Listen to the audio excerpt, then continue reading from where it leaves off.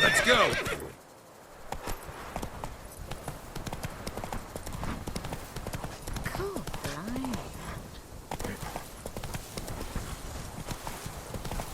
Every day the same. Wine, look like smuggling wine. It's enough to drive you mad.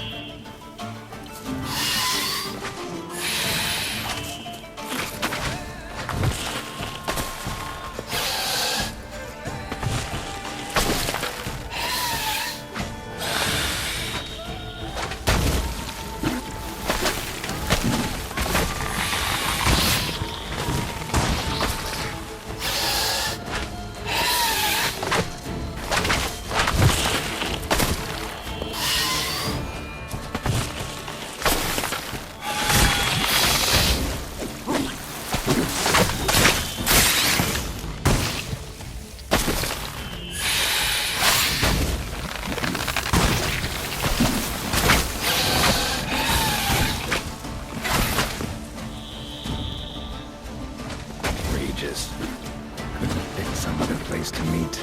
Die.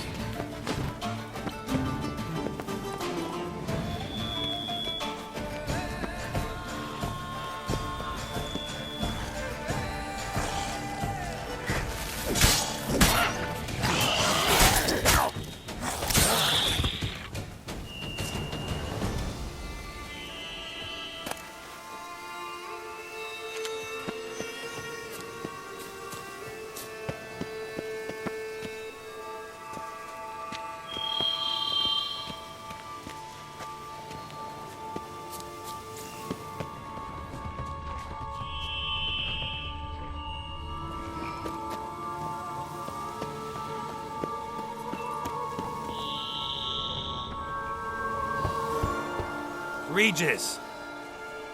Damn it. Locked. No way I got the place wrong. This is it. Gotta be another way in around here.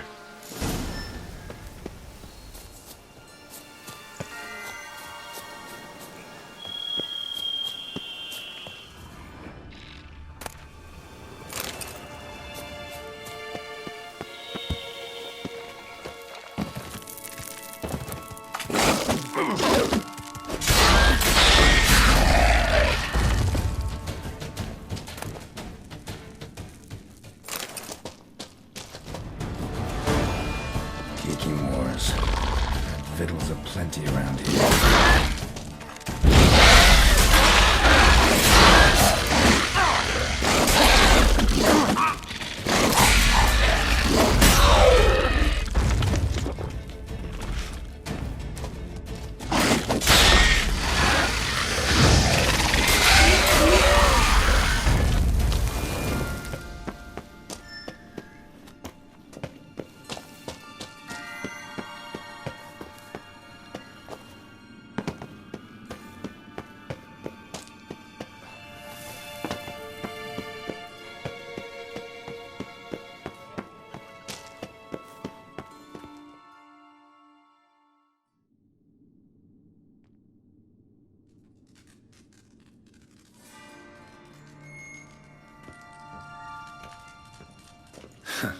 Agreed to meet a vampire at a cemetery. How much more cliché can you get? Nothing comes readily to mind. Could have left the door unlatched. What of my privacy? I value it rather deeply. Unmolested, especially by unwanted guests, that's my preferred state. Besides, I knew you'd find a way to get in. True enough. Need to find your friend. I'm hoping you'll agree to help. I shall do whatever's in my power. Yet what you want or even need must matter little. What matters is what Dettlaff wants. If he does not wish to be found, you will not find him. Ever. End of story. Come on. Gotta be some way.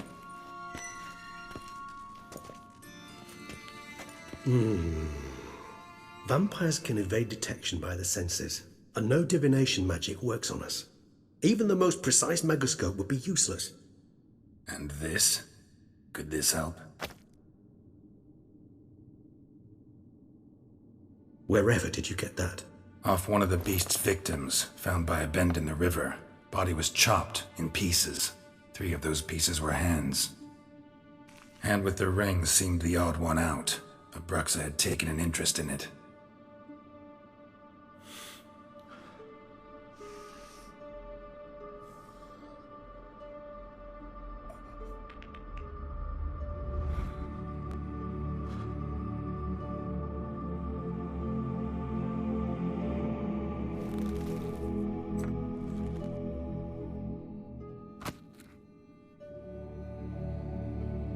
It's Dettlaff's hand, without a doubt.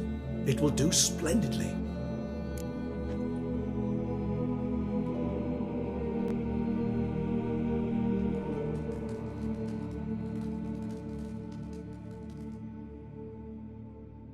The hand. What do you plan to do with it? You've heard of Kovinaris' theory of tissue memory retention.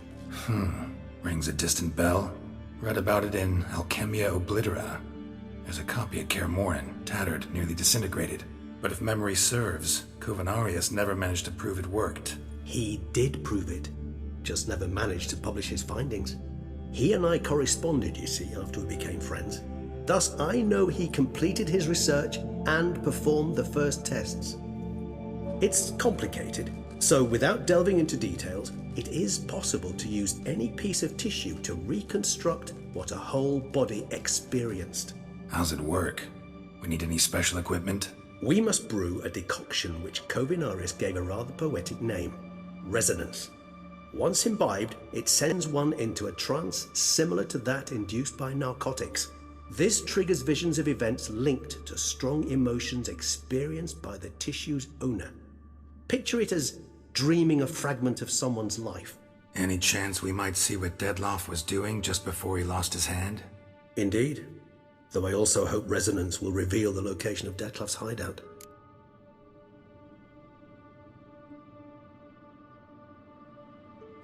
Ring's pretty intriguing. Made of no metal I've ever seen. And the ornamentation. It comes from our home, where we lived before the conjunction of spheres. It's actually mine. I received it from a dear old friend. You might call him a humanist. He saw us vampires as guests here, guests who owe their hosts, meaning you humans and the elder races, respect.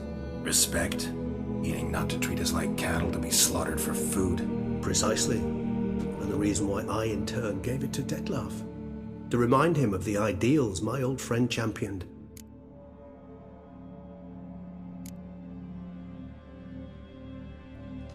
Can't you just summon Dettlaff? You're both higher vampires, there's gotta be a way. If I'm to be entirely candid, there is indeed one. But believe me, we will be better off never availing ourselves of it. It is a last resort. Absolutely. Last resort? The hell? Why? There is a being who can summon Dettlaff. Possesses the authority, even the power, to force him to appear in a given place. But the very act of contacting this being, well, it's akin to walking a slack line extended over a chasm filled with molten lava. An exercise as perilous to me as it would be to you. A risk I'm unwilling to take. I beg you, let's do it my way. It will be both quicker and easier. Kovinaris spent half his life proving his theory. Wild guess. Making a dose of resonance won't be easy. You guessed correctly. In addition to Dettlaff's tissue, we shall need a powerful occipital lobe stimulant. Effectively a poison, to make one susceptible to visions. Well, got a few ingredients to choose from. Unfortunately, all are pretty rare. There's mamoon glands, but closest ones I know of are in Vizima. A spotted white saliva would also serve, but they were cold to extinction over a century ago. Could go with a kobold's eyes, but the creatures are sentient. Rather not gouge one's eyes out. Given that we lack the time to sleuth this out ourselves, permit me to summon some help.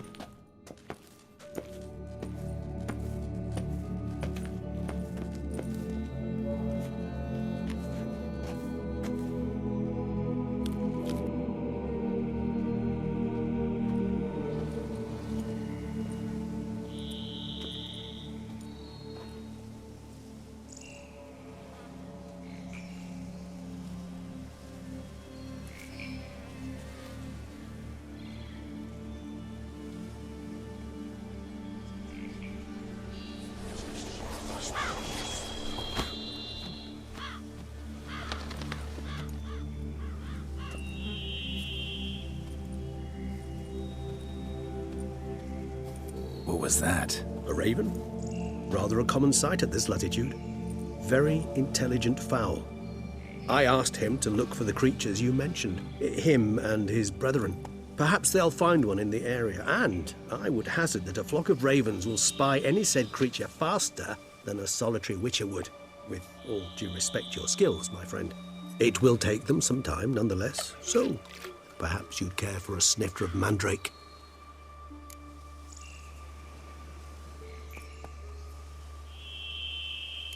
Rarely say no to a snifter. Sadly, this is but a weak infusion rather than a proper distillate. Even better. I remember your mandrake hooch. Made people say things they'd have rather kept to themselves. Now, what could Geralt of Rivia prefer to keep to himself?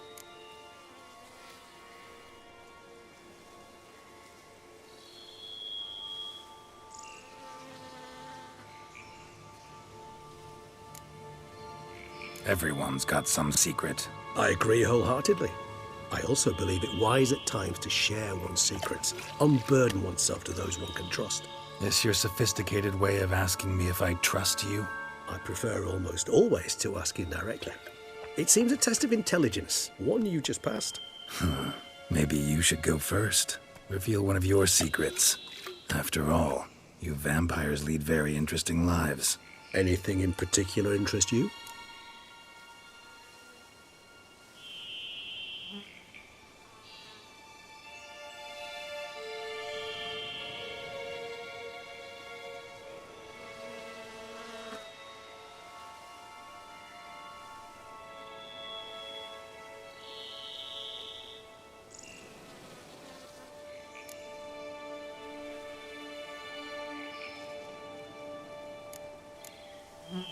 Gotta ask you the big question, one everyone wonders about.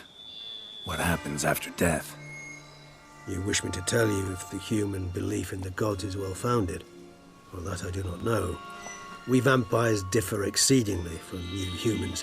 Our matter, that of which we are composed, can exist without form. We require neither a heart, nor a brain, nor air to breathe. But were you dead?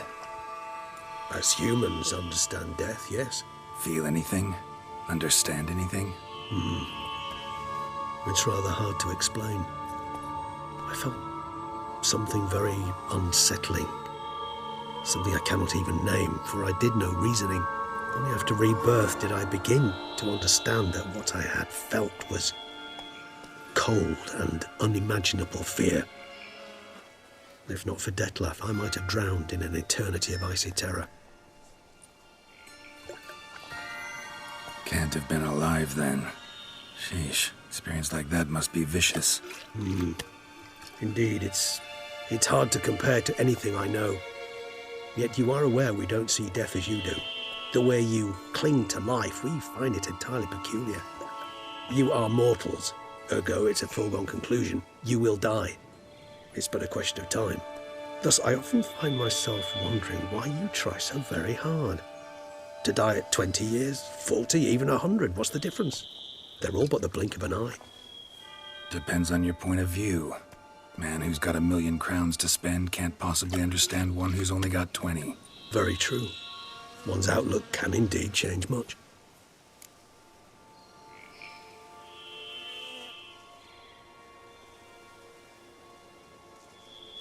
Got plenty of questions I'd like to ask, but let's postpone any longer conversations until things calm down. Unable to focus your thoughts at the moment, I understand. I too am anxious to know the news. Still no sign of your winged friend. Sure it understood what you wanted? Dead certain. Let's wait a bit longer. It'll return soon, don't doubt that for a moment.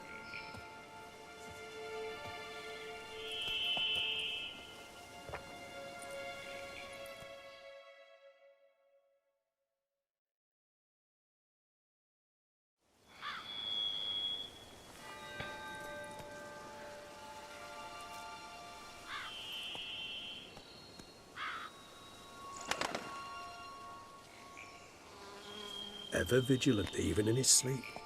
Quite vampire-like, in fact. Are you absolutely certain they don't administer a few of our genes during the trial of the grasses?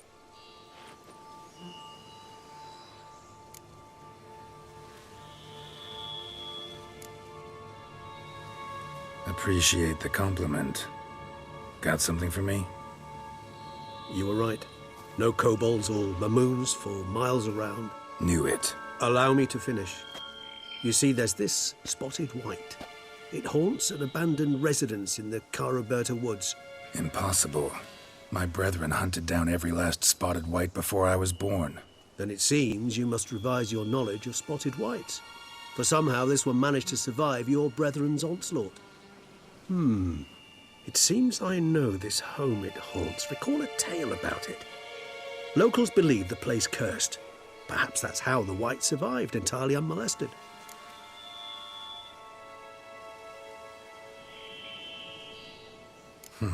Know anything else about this curse? I don't recall much in particular. Really don't attach much importance to such things. It was mentioned to me as an anecdote, no more. Come on, search your memory. Something, anything could be important. I believe it had a relation to hunger, or, perhaps greed, rapacity. Someone was punished for something... Textbook definition of a curse, pretty much. Sorry, Geralt, I try not to clutter my mind with the details of every far-fetched tale I happen to hear. What are your thoughts? A specimen of a species thought long extinct, and a curse, in one place. That a coincidence, or are they related? Ah, professional curiosity. Personally, I've nothing against you delving into this dilemma, but please remember we need the white's saliva. Nothing beyond that. Whites rarely appear in the woods, even less likely to find them in abandoned human homes. They inhabit remote wildernesses, old abandoned cemeteries. What's your point? This might not be a spotted white after all. Your little helper might have made a mistake. I sincerely doubt it. Ravens are devilishly intelligent creatures, and they've highly developed observational skills. What exactly did they observe? The area around the estate, it's covered in spoons. Spoons? Spare me the skeptical smile. I'm but the bearer of this news. Or perhaps this spotted white is a hoarder. Or the spoons are somehow related to the curse. Let's do this. Start making your decoction while I go get some saliva from that white. Uses it in its brews. Do you imagine the white will simply sell you some? Worst case scenario, I'll bring you its salivary glands. They ought to do as well. For a moment there I imagined you asking the white to spit into a vial. Quite amusing as a thought, but the salivary glands will do fine indeed. So, see you later. Yes, till later. I shall start by perusing some tomes. Tomes? Thought you were gonna make this decoction. We require one last ingredient. Alas, obtaining it could prove a trifle toilsome. Thus I hope to identify a suitable alternative. All right. Good luck. And to you, my friend.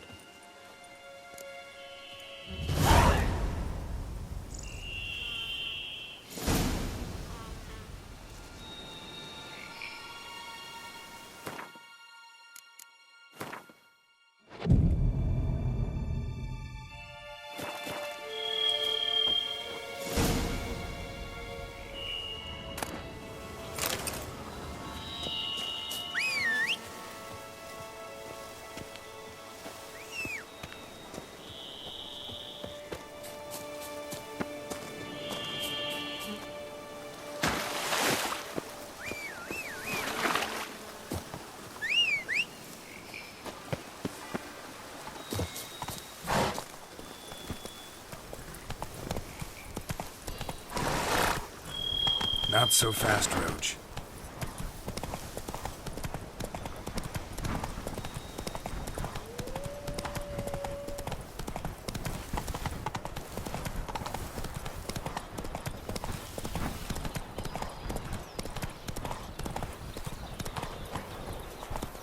No one gives a hoot about us poor.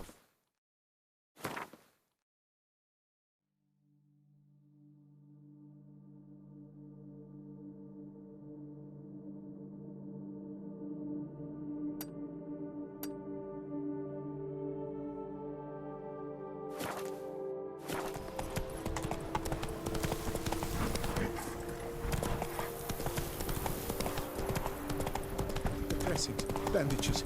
What's that about?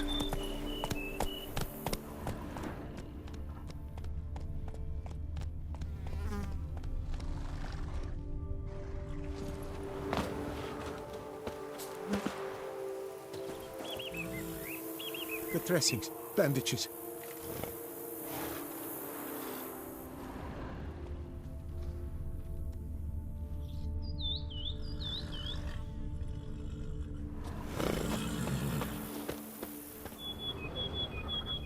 The dressings, bandages.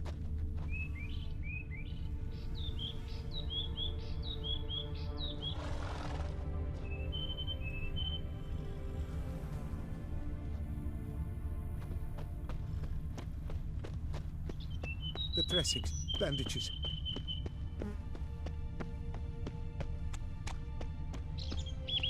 Trail's taking me down the path.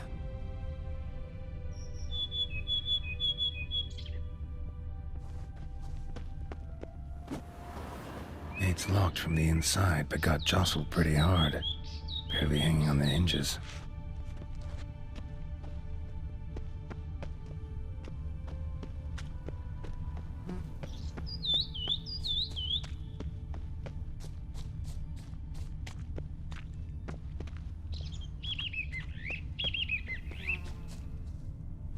Someone tried to scale the wall but fell. Probably tried to flee the estate but couldn't get the gate open. Not likely to have gotten far. Lost too much blood. Trail's taking me down the path.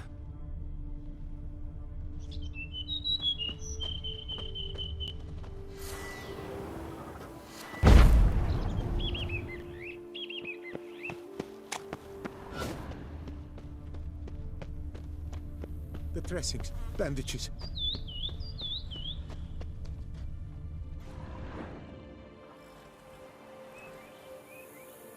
The dressings, bandages. Where did I put them?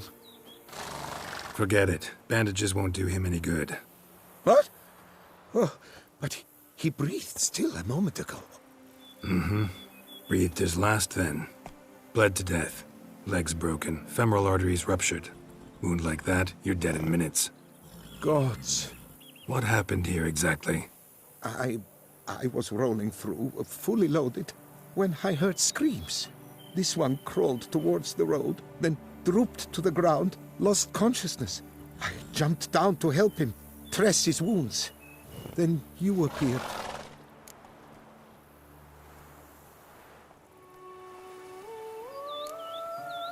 Stand and step away from him. What? Me?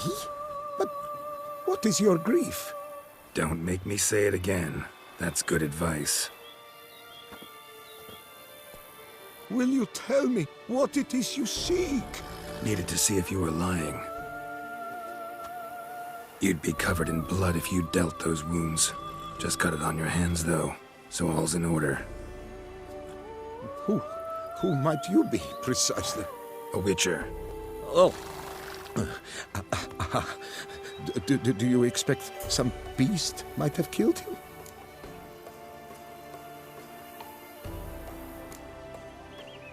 See what we have here. Legs broken, but cause of death's the wound. Small but deep, edges unfrayed. Either a thrust weapon or a thick claw. Maybe a wyvern's. Tough to say, and... breastplate's unusual. Dented. It's got a patina. An antiquity, I believe. I deal in these things, so... what's puzzling is... why did he don it? Not likely to learn that from him. Might even know where he came from. Got work to do, so long.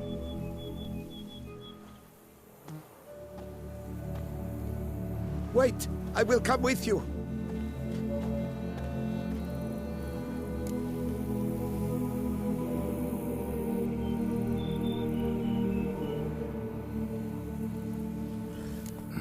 So be it. But stay close, keep it down, and don't touch a thing.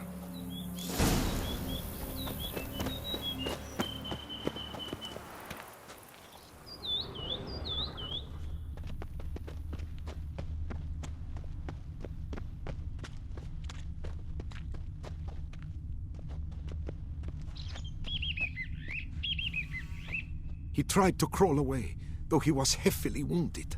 Something horrifying must have been after him.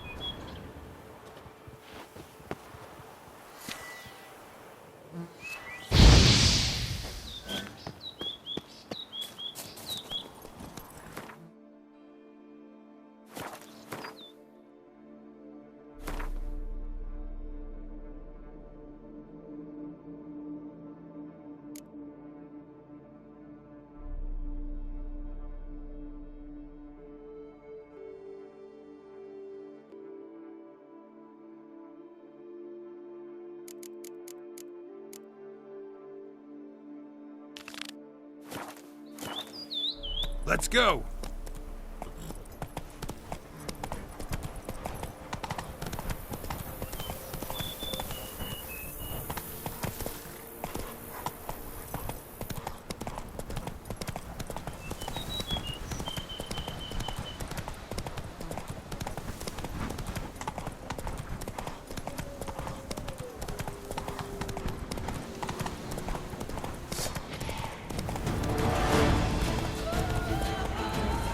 Guests.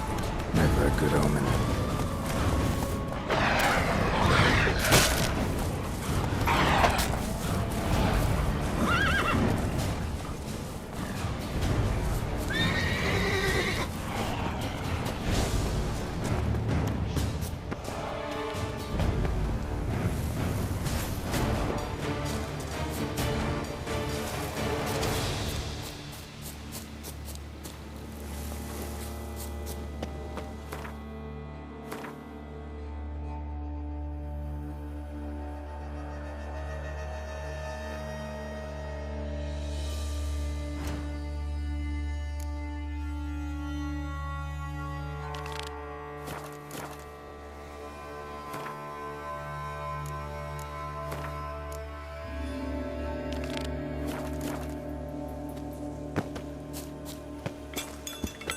Strange. Get a sense that the spoons are beating out some kind of rhythm, a message, trying to tell me something.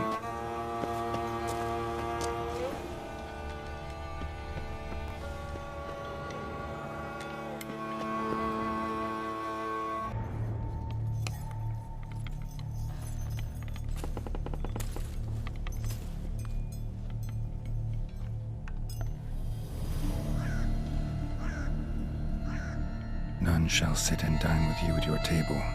No spoon you have shall sate you. Never again shall you wish to spy your reflection in the mirror. Sounds like a curse, all right.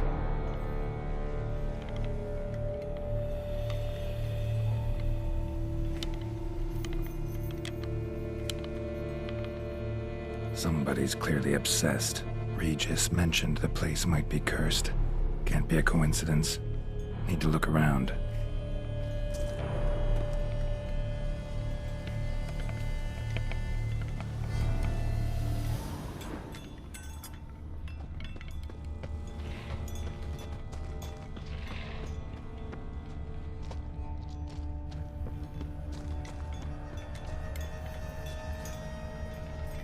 None shall sit and dine with you at your table. No spoon you have shall sate you. Never again shall you wish to spy your reflection in the mirror. A pigsty. Need to search it thoroughly. Find a way to collect some white saliva.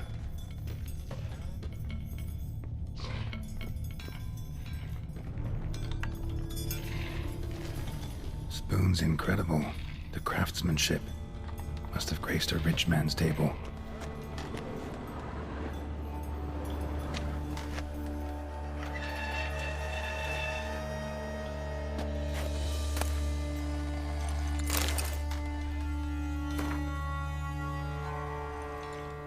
Poor girl. Realized she was changing into a monster. Recorded it in her diary. Poignant.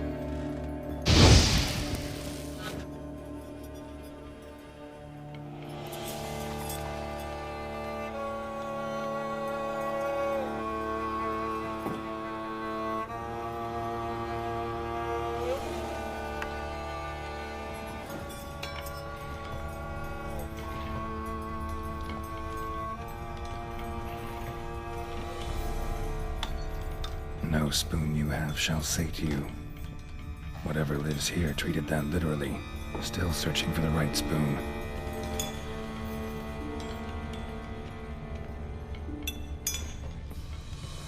White's obsessed.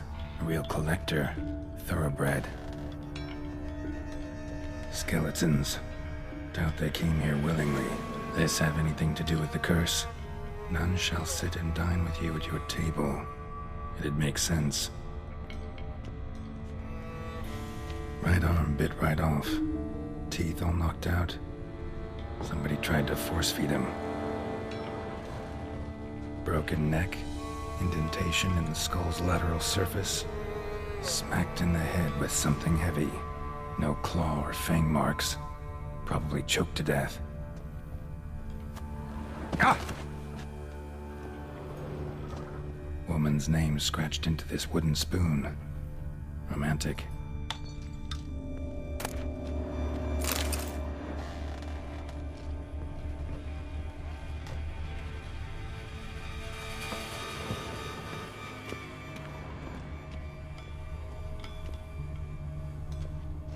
Spoon. Pretty ordinary.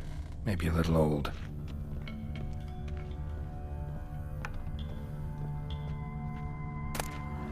Spoon key. Sophisticated crafting. Tag bears a description. White's a true collector.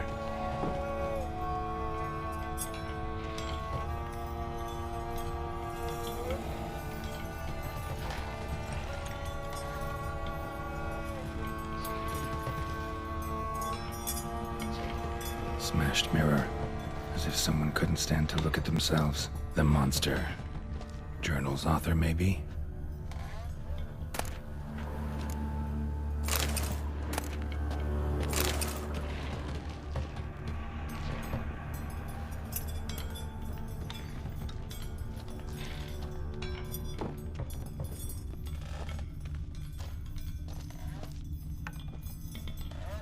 Another spoon. Yep, just as normal as the last one.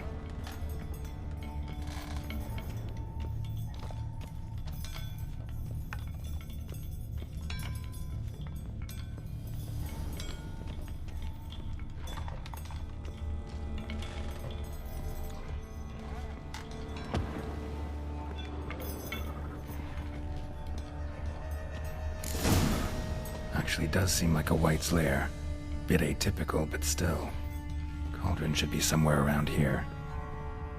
White's obsessed. A real collector. Thoroughbred.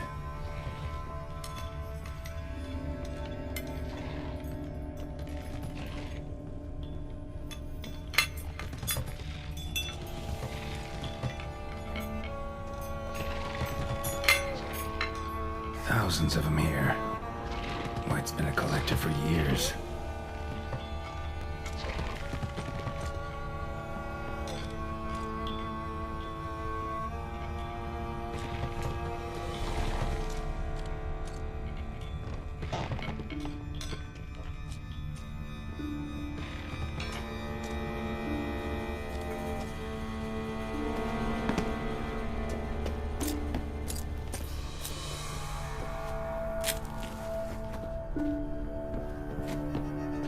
Spoon. Pretty ordinary. Maybe a little old.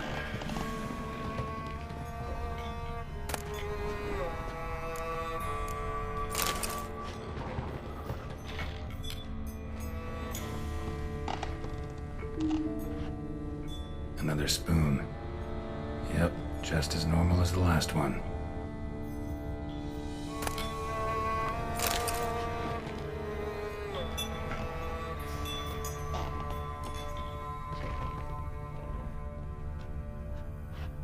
White's obsessed.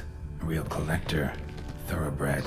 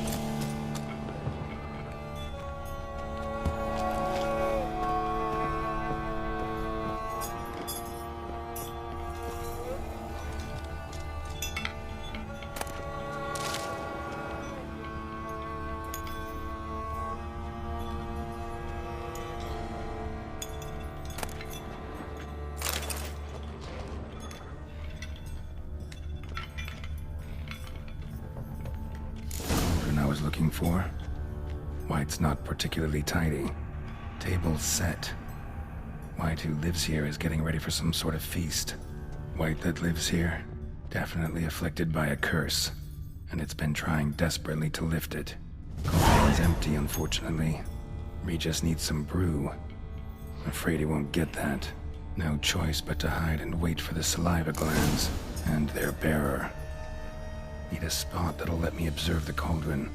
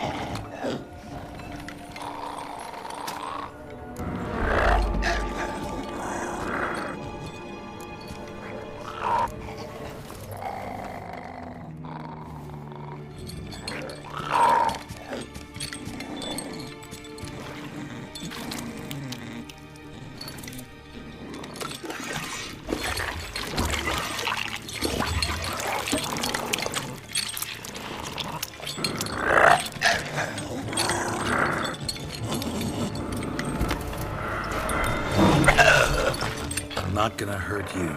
Wanna help? I've seen the words of the curse on the walls. Think I know how to lift it.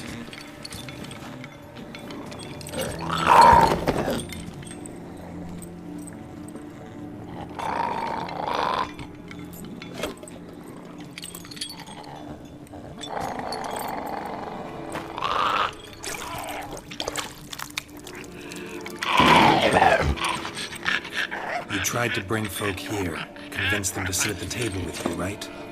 Well, I'm gonna be your guest now. Your willing guest.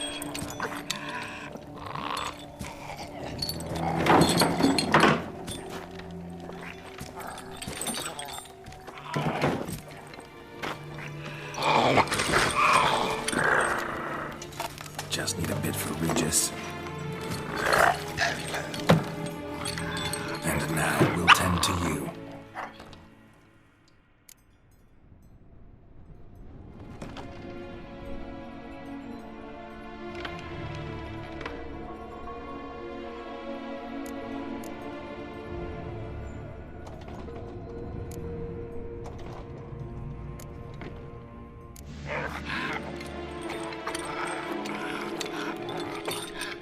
We can't use spoons. No, that won't work. You've been looking for a spoon that would feed you, but there's no such spoon. We need to eat without spoons.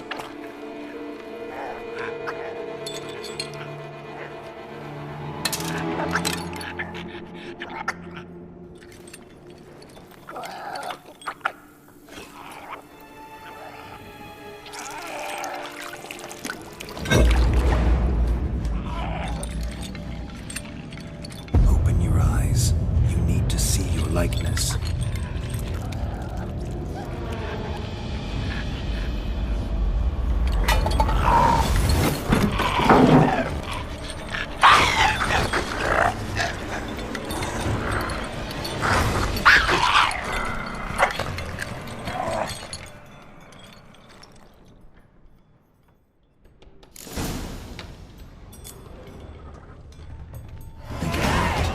Just not quite like I expected. Need to see what happened to the white. Won't be hard to find given its stench.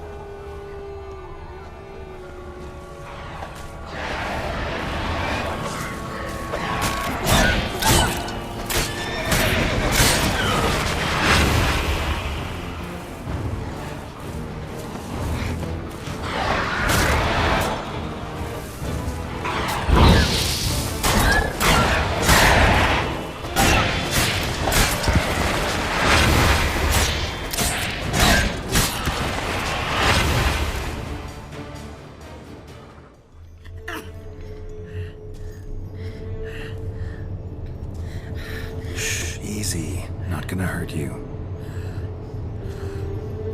Eat. I must eat.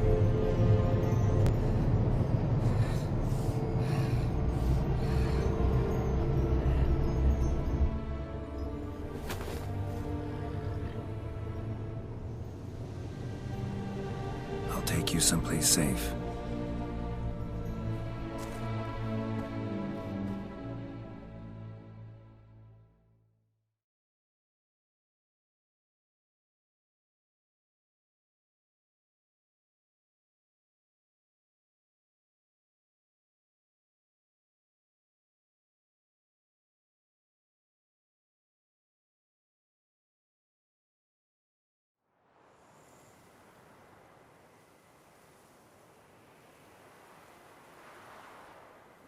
So I took her by the hand and led her here. Seemed the only sensible place for her. You did the right thing, sir. She should recover quickly here. I'm deeply pleased, finally, to make your acquaintance, sir, though I do regret the specific circumstances. In all the commotion, I fear I neglected to introduce myself. I'm Barnabas Basil Folty, and by order of the Duchess, I am to serve as your major domo at Corfo Bianco.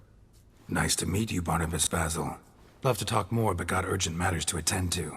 While I'm gone, please make sure she gets everything she needs. Don't worry, sir. I shall see to everything. She is safe here and in good hands. She'll soon be back on her feet. Might actually take a while. She hadn't eaten anything in over 100 years when I found her. Horrid. Whatever brought this about?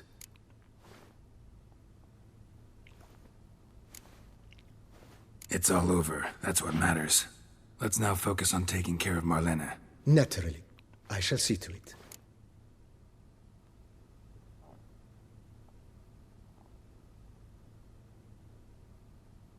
Vineyard comes across as a place with a rich history.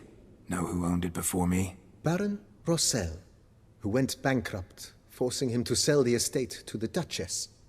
The Baron, in turn, had purchased it from Monsieur Bolius of the Headsman, a truly colorful man of Ketweni origin. He was actually a headsman? No, not him, but his great-great-great-great-grandfather. Indeed. Apparently, he was a common cut-purse who somehow secured for himself the post of ducal headsman in Beauclair. Went about his work with an exceptional penchant. They say he chopped off more heads than there are grapevines in the ducal vineyards. He never hesitated, not once. Never sliced unevenly, never botched a job. For his exemplary service, the Duke granted him a title and this estate. Monsieur Bolius, on the other hand, was an engineer in his younger years. Once retired, he settled here and took to producing wine. Sadly, misfortune struck and he lost his sense first of smell, then of taste. Additionally, he could not drink alcohol. His medic forbade it. Shame that. He gave up making wine? Not at all. He made even more of it. Began throwing wild balls to which he'd invite friends from far and wide in order to treat them to his wine and delight in the fact that at least someone could enjoy it. It's the sort of man he was, Monsieur Bolius.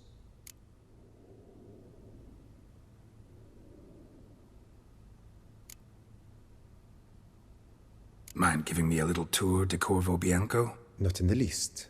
Follow me, please. I think it would be practical to begin on the hill.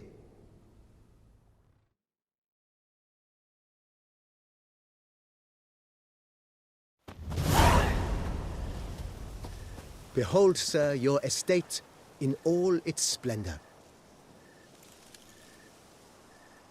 Pretty vast. Indeed. And now, sir, allow me to show you a handful of interesting details. Follow me, please.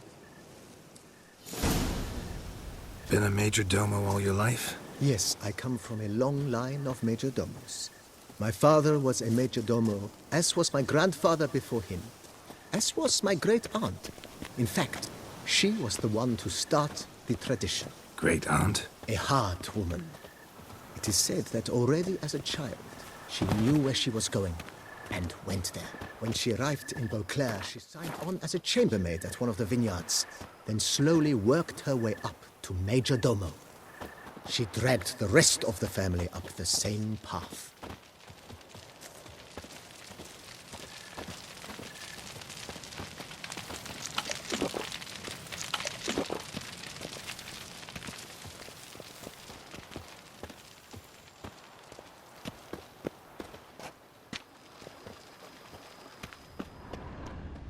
Follow me, please.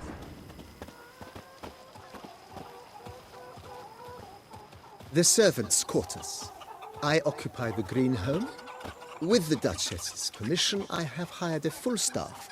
Their salaries to be paid from the ducal treasury. Nice of her. Not the most sightly part of the estate, I admit. But I think it worthwhile for you as master of the domain to know where the help stays.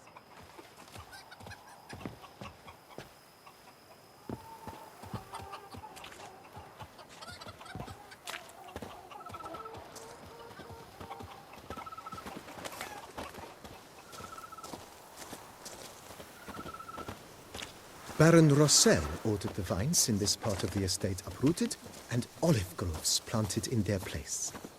They look beautiful, especially come spring. Don't look at all bad now, either. Follow me, please. Follow me, please. Down below lies your vineyard, where we grow a strain of Carfanere, one of the world's oldest.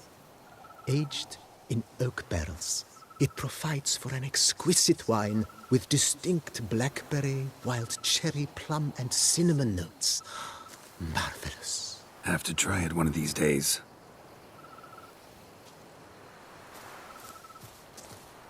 Follow me, please.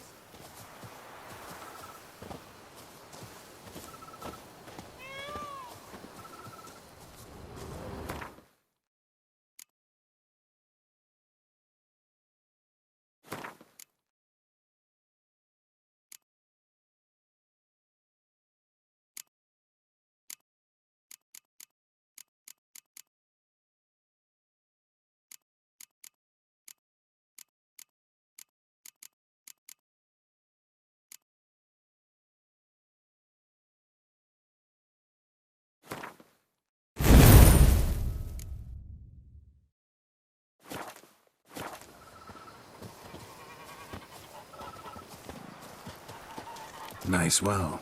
Picturesque. Yes, though it ran dry long ago. During the raucous feasts Master Bolius held, he would order it filled with wine. There's a tale about a guest attending a Bolius ball for the first time and thus unaware of the custom. He had suffered great heartbreak and had decided to end his life by jumping into the well. The festivities were coming to a close, and the well was nearly empty when the suicidal guest finally jumped. Instead of killing himself, he merely broke his legs. To numb the pain, he drank the wine. Drank himself to death? Not at all.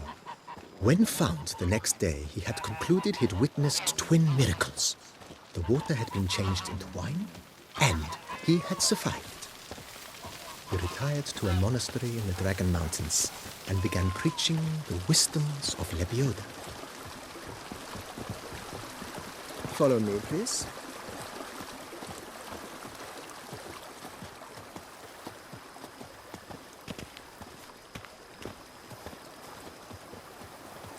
Monsieur Bolius's wife Nina kept a garden here. A supremely lovely place it was. Bit neglected now. I agree. Yet nothing stands in the way of restoring it to its former glory, and once again planting it with herbs and other vegetation.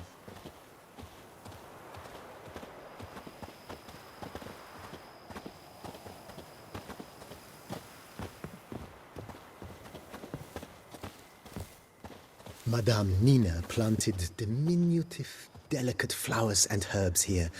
One might say their aroma still hangs in the air. You're quite the romantic, Barnabas Basil.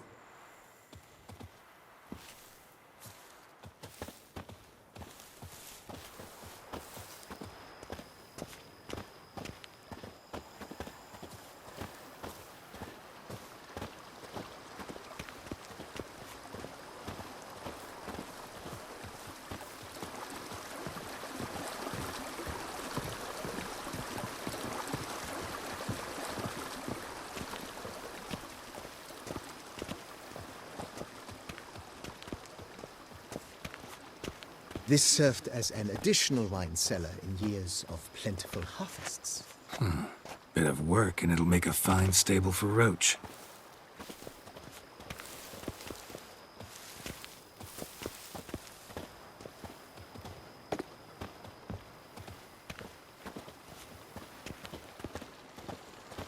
The cellars, voila. During Monsieur Bolis's time, wine was kept here, but Baron Rossel used it to store olive oil as well. I took the liberty of cleaning up the mess, which... I made while fighting the Bruxa. Thanks, Barnabas Basil. Appreciate it.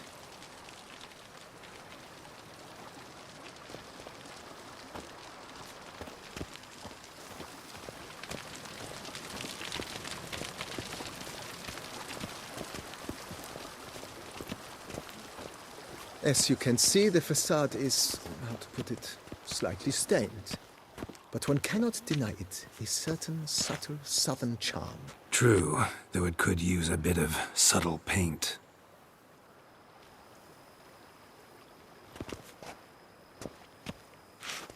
Follow me, please.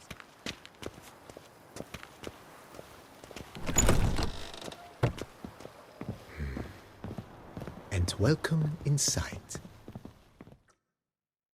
On the left is the master bedroom.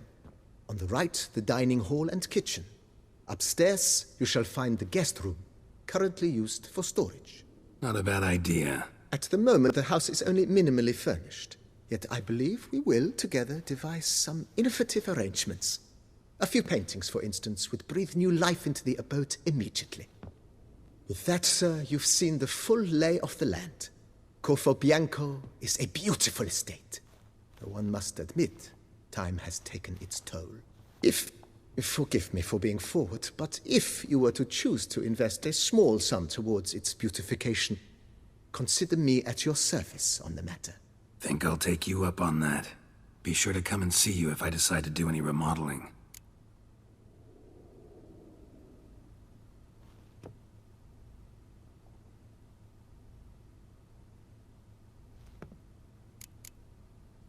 Asked about our guest earlier.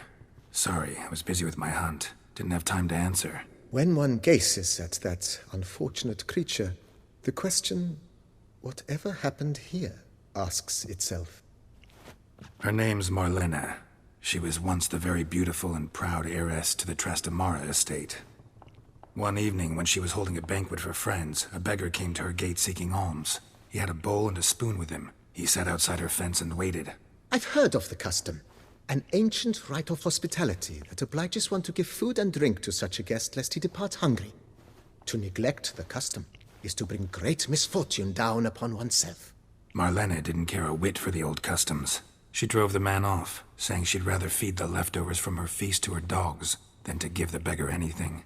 The beggar then broke his spoon, cast a curse. She was beautiful, so he said she'd never wish to look at herself in the mirror again. Since she adored feasts, he swore no one would ever wish to sit and dine with her. And as she even refused him the crumbs from her table, he swore she'd never find a spoon in the world that would sate her hunger. A harsh punishment. I imagine lifting the curse was hardly simple.